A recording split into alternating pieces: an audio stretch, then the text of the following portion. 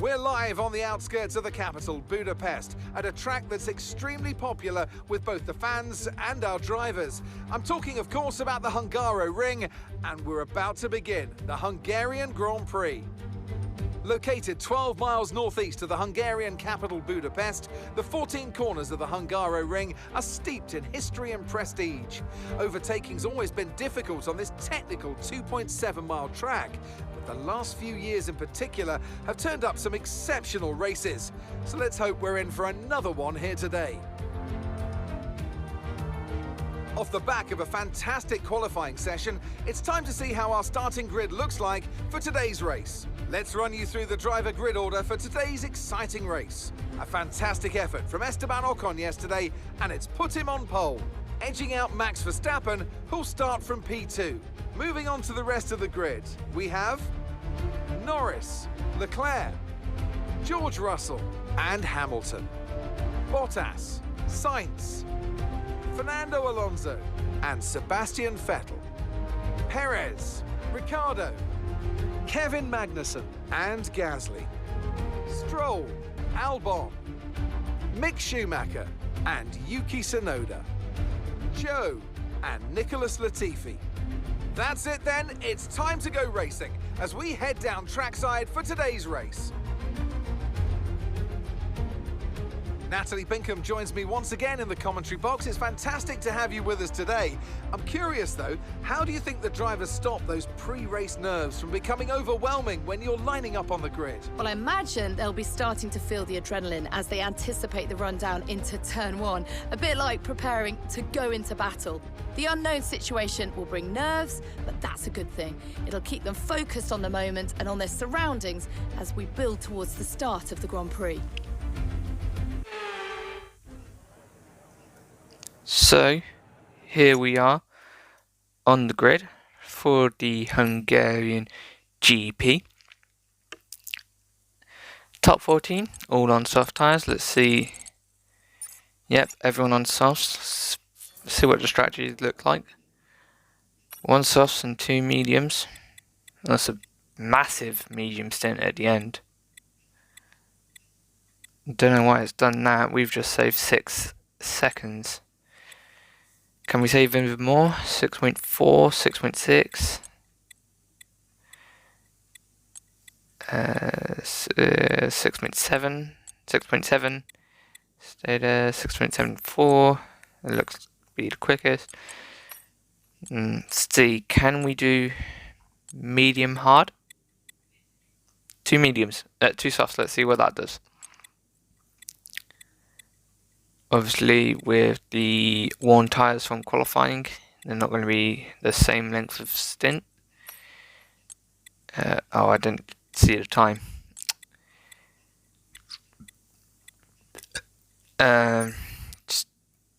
Yeah, that's massively slower. Let's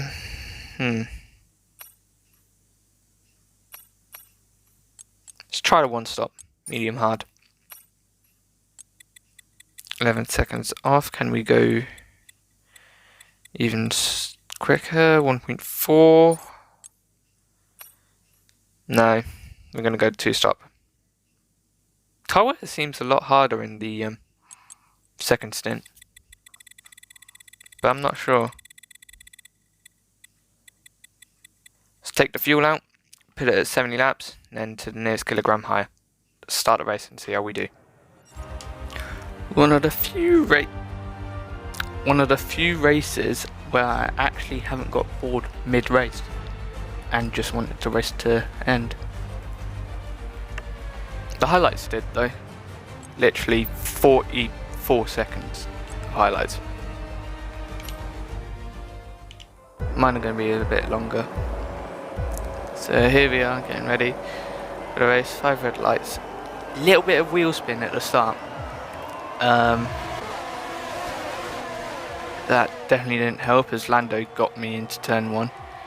He got a mega start, got both me and Max, but through turn 1, because he was on the middle, he couldn't really do anything against Max, and I made sure to give everyone a wide berth, so I went clean around the outside of Lando.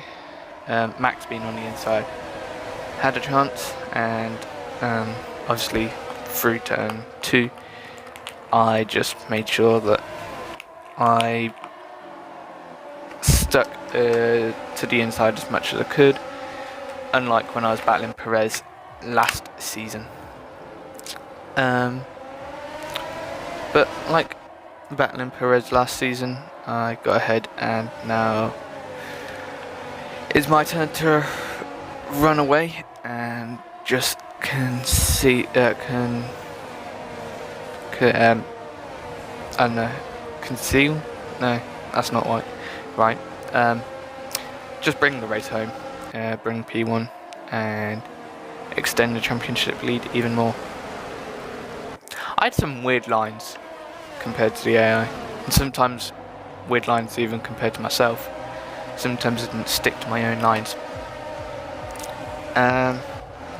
Through the first stint, I actually had trouble sticking to the target time, so that was quite annoying.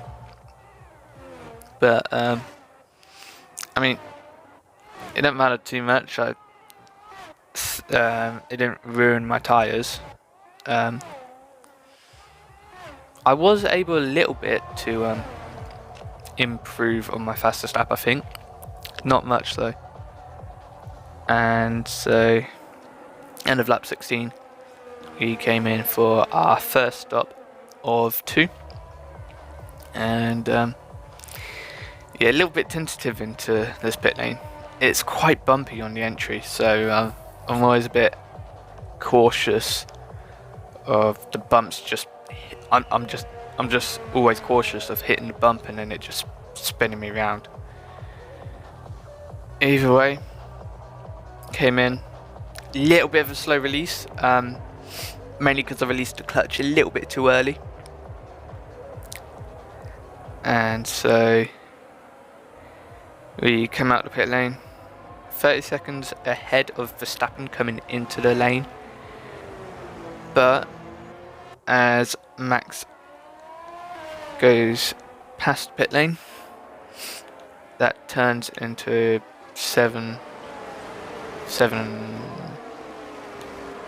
roughly 7 seconds. So then on the mediums, scheduled to go pit lap 43 until lap 30, when go on board Alonso. It's weird.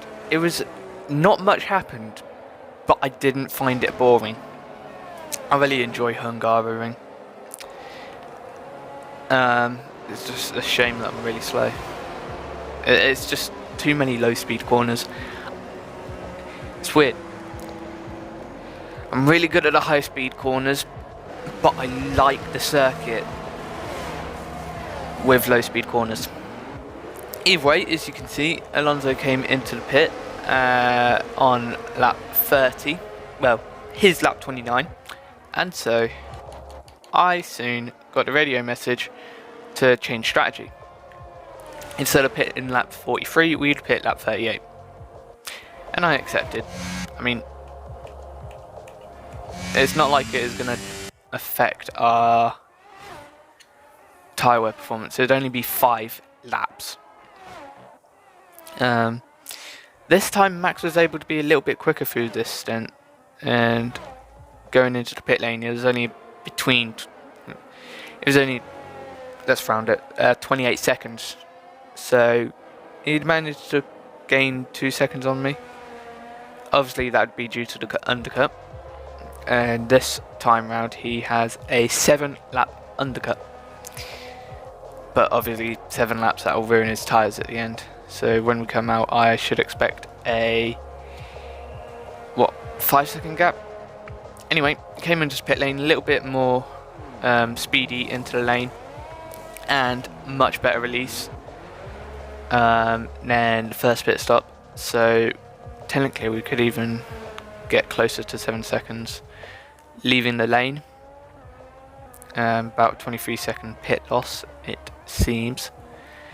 But as we come out pits, we're back into first. That was still in first. And through turn 1, Verstappen is going to have a 7-second gap. So yeah, we were able to maintain our lead, and this time only a 21-second pit lane loss. Anyway, I don't know what I did, but Max managed to catch up quite a bit. I was sticking to my target time, don't get me wrong. It's just that Max is sticking to my target time, but a little bit quicker within the 1 second target. And anyway, by lap 60, he was in DRS. But, as you know, in the final 10 laps, I go full beans. And so by lap 70, we had a 7.5 second gap again. And then obviously being the final lap, I just spent all my ERS. Unfortunately, I wasn't able to finish the race on 0%, finished on about 7%. Mainly due to these two corners coming up.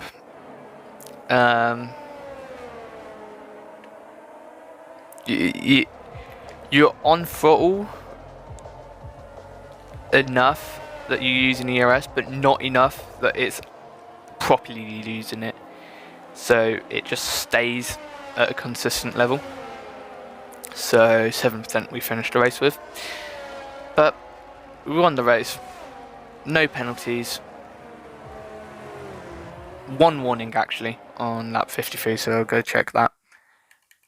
And then on lap 44 MFD popped up into turn 1, so I'll check that.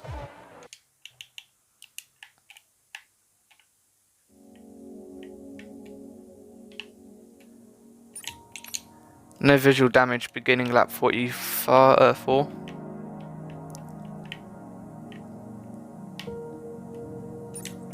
I think it might have just been tire wear.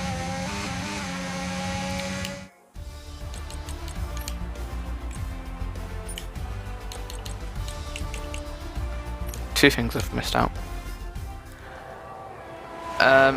Right, track extension on lap 53.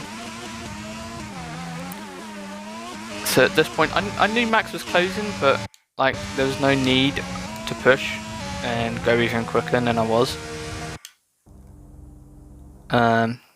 So yeah, I just stayed with what I was doing. Unfortunately, I did track extend, but it's the only warning. And next up, well, you're there.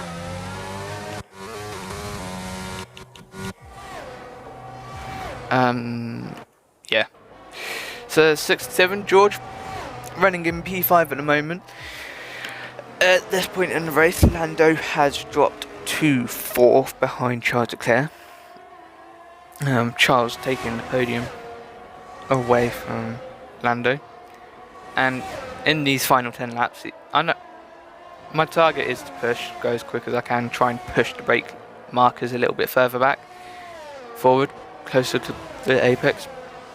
But one also target was to make my pit rejoin position P3. I managed to do it. With the help of George Russell retiring, of course. That changed the pit rejoin position from 5th to 4th, and then in the final 3 laps we were able to push it to 4th to 3rd. But that's the end of the race. Yeah, very simple, very plain. Not much else to talk about. So yeah, I'm gonna end it here, and I'll, because of the such short highlights, the music will already be playing in the background. But yeah, other than that, I'm just gonna say goodbye, and I will see you for the summer break. Next episode 66. See you then. Bye. Right, let's go. The race was done on the 18th of February, 9 days ago, with the script being written on the 27th of February, and voicing over on the 28th of February. 1 day further later, which in total is 10 days later after the race. Tyre temperatures are then closer in my mind, and if I remember them there correctly, they were good. High 80s to low 90s for the rears, and mid 80s to high 80s for the fronts. Unfortunately, I messed up the grid slot and got reset so much that for the first time, second place was visible in the screenshot of the grid slot. And what this meant for my start? Well, into turn 1, I lost positions to Max up the inside, and Lando up the middle. Through turn 1, I took the widest line on the circuit, and with this, Lando backed out, and I battled with Max down towards turn 2. This, of course, became simple with me on the inside and Max on the outside. I just took the right line, tight line, and with the long corner, I was back into the lead of Grand Prix. This time, I did not brick it heading into this corner when battling a Red Bull. I don't think I mentioned it last season, but when I was battling Perez, a few S words were said heading into this corner. Next up, lap 16, my pit lap, softer mediums, no speeding into the pit lane, purple turning, and a poor release. But with everybody already pitting, I was back into the lead with my 30-second gap becoming 7.5 seconds instead. Next up, lap 30. This lap, Mark hit the radio button and offered a strategy change from lap 43 pit to lap 38 instead. I accepted because I saw no reason not to go with it, and so I altered my pacing to pit lap 38. So then on lap 38, I came into the pit lane, and this time I did not speed. I also did not speed. I also had a purple turn in, and the release was good this time. The release this time was good. Grammatically, both make sense, so I don't know why I repeated it, just to be correct with my script. So this meant the 27-second gap to Verstappen in second place turned into a 6.9 second gap. Max did get close in the final stint, but with my bolt hit strategy for the final 10 laps, it was no problem. And in the end, at the end of the race, this meant a 7.1 second gap to him. No problem. Lap 60, I think it was. He was within or just above DRS range. That's what I meant by he did get close. Damage report now. Well, MFD report. On lap 44, it popped up heading into turn 1. There was no damage at all, so that was annoying. Now the race director report. Lap 53, I had my only track limit warning. I extend turn 4 very slightly and